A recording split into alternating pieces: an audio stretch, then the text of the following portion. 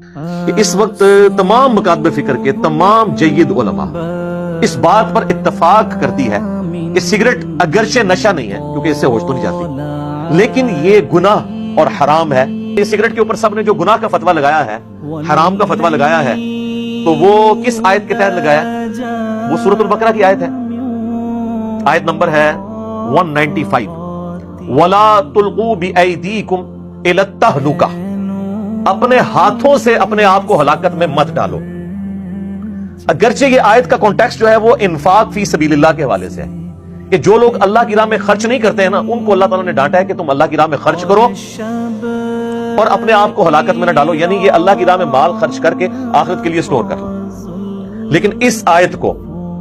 خودکشی کے کانٹیکسٹ میں بھی یوز کیا جاتا ہے کہ جی خودکشی حرام ہے قرآن کی اس آیت کی روح سے۔ چلے خودکشی کے لیے تو آپ کہہ سکتے ہیں کہ احادیث الگ سے موجود ہیں، لیکن سگریٹ کے لیے تو احادیث بھی نہیں ہے۔ اگر آپ نشہ والی احادیث لگائیں گے تو نشہ تو وہ اس اعتبار سے نہیں ہے کہ ہوش گنوا دے،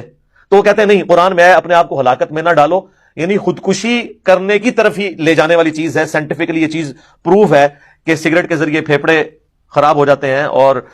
انسان وقت سے پہلے ایکسپائر ہو جاتا ہے۔